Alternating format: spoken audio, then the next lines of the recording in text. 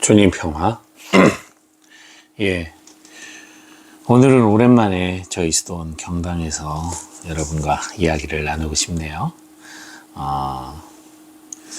오늘 또 이제 주말입니다. 한 주간 열심히 달려서 그런가 이제 몸이 딱 쉬는 날이라고 무겁습니다. 오늘은 좀 쉬고 싶은데 또 해야 될 일들이 있어서 조금 쉬었다가 다시 또 일을 시작해야 될 것 같아요. 어쨌든 여러분들 벌써 부활이 5주가 끝이 났어요. 이제 부활 6주일입니다. 어떻게 이 긴 부활 시기를 여러분들은 부활한 사람다운 부활한 예수님과 함께 있는 신앙인다운 삶을 지내고 계신지 모르겠습니다. 요즘 같아서는 저는 지금 부활한 삶을 사는 게 아니라 끊임없이 죽는 삶을 사는 것 같아요. 요즘이 사순시기보다 더 피곤한 것 같습니다. 사순시기 때 제가 이번 사순시기는 정말 행복하게 즐겁게 기쁘게 재밌게 보내게 해달라는 그런 해보겠다고 진짜 제가 정말 뭐라 그럴까요? 제대로 사순시기를 보냈거든요. 그 보상으로 이 부활 시기는 정말 열심히 대신 죽는. 반대로 그런 생각을 해본 거예요. 예수님이 우리를 위해서 우리 죄를 짊어지시고 돌아가셨잖아요. 우리를 위해서 많은 박해와 고통을 받으시고 십자가에 못 박혀 돌아가시는 그건 말 그대로 우리를 행복하게 해주시고 또 우리를 죄로부터 해방시켜 주시고 자유롭게 해주시기 위해서 그러셨죠. 그렇다면 이제 그 주님을 위해서 내가 이번엔 이런 희생도 헌신도 봉사도 하면서 이 모든 것을 또 주님의 영광을 위해 드러내는 그런 하루하루 보내는 것, 이 보상의 날인 것 같습니다. 네. 요한복음이 지금 이 부활 시기에는 늘 이어집니다. 왜 그럴 수밖에 없느냐? 다른 공간복음과 달리 요한복음은 무엇보다도 예수님의 재림을 고대하던 시기가 끝나고 어제 말씀드린 것처럼 끝나고 우리들의 삶, 사도행전 이후에 진짜 신앙인들의 진짜 리얼 라이프가 이미 시작됐던 오늘날과 그닥 다르지 않은 그러한 혼란과 여러 가지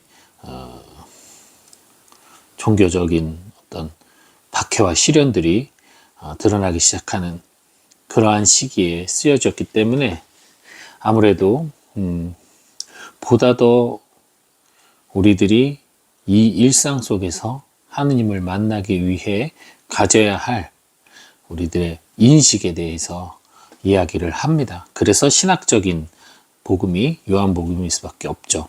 다른 부분은 예수 그리스도를 증명하는 것, 내가 만난 예수 그리스도를 증명하는 것에 초점을 맞추고 있다면 이 요한복음은 설명하는 것에 초점이 맞춰져 있습니다. 즉 내가 내 아버지를 사람들에게 설명을 해요. 네 아버지 뭐야? 내 아버지지 뭘 그걸 따져. 내 아버지인데 진짜 내 아버지야. 내 아버지 어머니 사랑해서 나 낳았어 라고 얘기할 수 있어요. 근데 이제 그 아버지를 전혀 모르는 사람들 그리고 나마저도 그 아버지에 대한 기억이 희미해지는 그때 내가 그럼에도 불구하고 아버지에게서 태어난 사람이라는 것을 증명하기 위해서는 방법이 없어요. 아버지가 어떤 분인가부터 시작을 해서 설명을 해야 되는 거죠. 예, 그래서 더 많은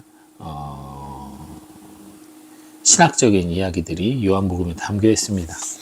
오늘 복음도 마찬가지입니다.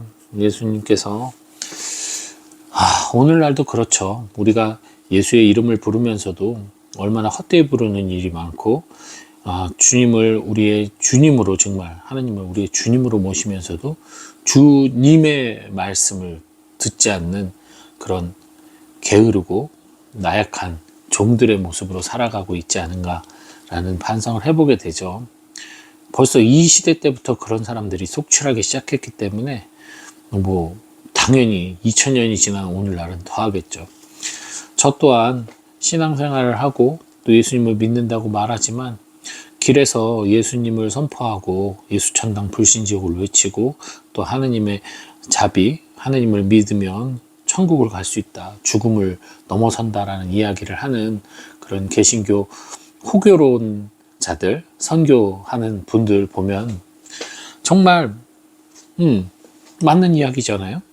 그 맞는 이야기에 박수를 쳐주고 그래, 당신들 비록 그것이 조금은 시대에 뒤떨어진 모습일 수도 있고 요즘 사람들이 못 받아들이는 모습이기도 하지만 그럼에도 불구하고 당신들의 그 하느님을 향한 강한 믿음과 그 선포는 대단해 하면서 존경하는 것이 아니라 말로는 뭐 대단하다 하지만 속으로는 저런 거 해서 무슨 의미가 있어? 무슨 소용이 있어? 예, 저런 걸 하느니 좀 더 선행을 베풀고 좀 더 이웃에게 다가가지 라는 생각을 하게 된다는 거죠. 저 또한 하느님을 믿으면서 하느님을 선포하는 이들을 별볼이롭게 생각을 하는 거죠. 방금 제가 생각했던 그 모습이 옳은 것 같지만 유다가 예수님의 발을 씻겨주는 여인을 보면서 향유컵을 깨서 예수님의 발을 씻길 때 저거 비싼 저 나르드 향유를 팔면 가난한 이들을 도울 수 있을 텐데 라고 생각했던 그 마음심보와 다를 게 없는 거예요. 저는 과연 얼마나 많은 사람들에게 대놓고 하느님을 선포했느냐. 기회가 주어지면 선포하지 기회가 주어지지 않을 때는 그런 얘기조차 꺼내지 않는 저의 모습을 봅니다. 내가 정말 예수님이 자랑스럽고 하느님이 가장 세상에서 가장 훌륭하시고 대단하신 분이라는 확신이 있다면 어디를 가서도 그것을 자랑하고 싶지 않겠어요? 내가 어떤 귀한 반지를 끼고 있다면 사람들 앞에 그걸 드러내고 싶지 그걸 어디다 꽁꽁 감춰두고 숨겨놓고 싶겠습니까? 그런데도 불구하고 많은 순간 저는 그러한 기회가 있을 때조차도 하느님을 선포하기보다는 그냥 내 할 일, 내 이야기에 심취되어 있는 경우가 훨씬 많았다는 거죠. 그리고 하느님과 함께하는 기쁜 삶이라고 생각하기보단 내가 해야 할 일들에 치여 사는 그러한 삶을 살았다는 거죠. 수도자로서 정해진 기도를 하고 묵상을 하고 성체조배를 하고 하는 것들 그 자체로도 의미 있고 가치 있는 일이긴 하겠지만 그것이 주님과 함께라는 기쁨 안에서 이루어지지 않고 그저 내가 지켜야 될 의무로 여긴다면 결국 언젠가는 그것이 형식이라는 우상이 되어 그것을 지키고 지키지 않는 것에서 나의 신앙이 판단되고 계산되는 그러한 어리석음을 범하겠죠. 하느님께서 명령하신 것은 너무나도 명확합니다. 그러나 그 명확한 진리를 왜곡하고 또 그것이 너무나 어렵게 들리게 되는 이유는 제 안에서부터 나오는 악이, 제 안에서부터 나오는 왜곡된 신앙이 결국 그 본질을 흐리게 만들어서 너무나 당연한 것을 이해하지 못하게 만드는 거죠. 이해하지 못하게 만드는 거죠. 뭐 그거는 여러분들 일상 속에서도 너무나 많이 발견할 수 있지 않습니까? 내 편과 네 편이 갈라졌을 때 내 편이 하는 말이 네 편이 하는 말보다 합리적이거나 합당하지 않더라도 내 편이기에 내가 그것을 더 옳다고 믿어버리는 그러한 사고들.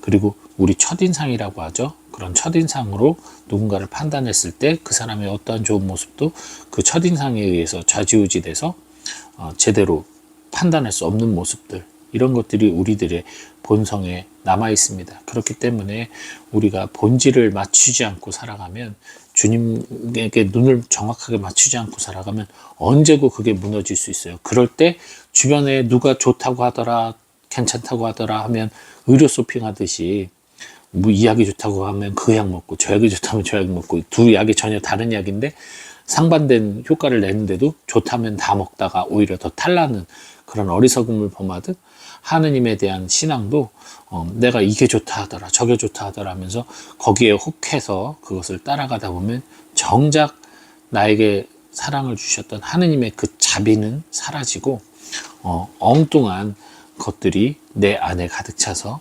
나의 눈을 흐리고 나의 믿음을 흐리게 된다라는 사실. 아무리 내 뿌리가 단단하게 뿌리 박는다 하더라도 그 땅에 영양분이 없으면 아무리 뿌리를 내뻗어도 나는 살 수가 없습니다. 주님의 마련해 놓은 좋은 신앙의 토양에 내 믿음의 뿌리를 박아야겠죠. 그러기에 우리는 우리의 주인이신 주님을 넘어서려는 어리석음을 피해야 할 것입니다. 주님에 대해서 판단하고 계산하고 주장하는 많은 사람들이 있어요. 그리고 그런 것들이 결국 여러 가지 교파를 갈라서게 하고 이단을 만들어냅니다. 그렇기 때문에 주인보다 높아지려고 하는 일련의 시도들, 이게 주님이야 라고 말하면서 자기가 생각하는 주님의 상을 사람들에게 각인시키고 그로 하여금 추종자를 만들어서 거기서 왕노릇을 하는 거짓 종들의 말에 속아 넘어가지 마시기 바랍니다. 그 어떤 것도 주님을 앞설 수 없습니다. 주님을 가르치는 많은 것들, 주님을 가리키는 많은 것들, 그것은 주님을 가르쳐야 되는 거예요. 결국은 손가락을 보는 것이 아니라 손가락이 가르치는 방향을 봐야 될 것이고, 그 사람이 선포하는 그 사람의 입을 보는 것이 아니라 그 뒤에 계신, 그 안에 계신 그분의 업적을 봐야 되는데, 어느덧 사람들은 그것을 바라보다 보면 성모상, 무슨 요셉상 같은 그 상에서 기적이 일어나는 것에 거기에서 만족하며 그 신앙으로 주님을 바라보게 됩니다. 아니요. 믿음은 오직 주님만을 바라보고 형성이 돼야 돼요. 그리고 그 믿음을 강화시키는데 도구로 다른 모든 것들이 쓰여지는 겁니다. 그런데 그 도구들이 목적지가 돼서 그것을 가지고 있어야만 주님을 만날 수 있다면 우리는 주님을 결코 만날 수 없을 것입니다. 왜? 그 목적지가 사라진다면. 거기엔 주님이 없을 수밖에 없으니까요.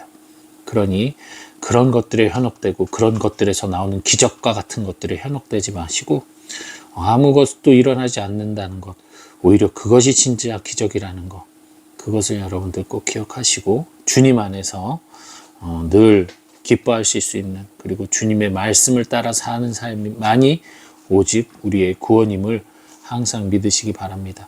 그 바탕 안에 우리가 성체를 모시는 거예요. 그 바탕 안에 우리가 성혈을 모시는 거예요.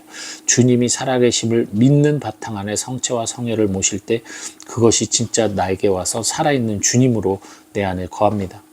실체 변화가 아무리 일어난다 해도 내가 그것을 거부한다면 살아계신 주님은 내 안에서 다시 돌아가시는, 즉 주님을 박해하는 꼴이 된다라는 사실 여러분 잊지 마시고, 주님의 종이라고 고백하는 성모님의 모범에 따라 주님의 종으로 살아가는 우리는 종다운 자세로 주님을 섬기며 살아가도록 합시다.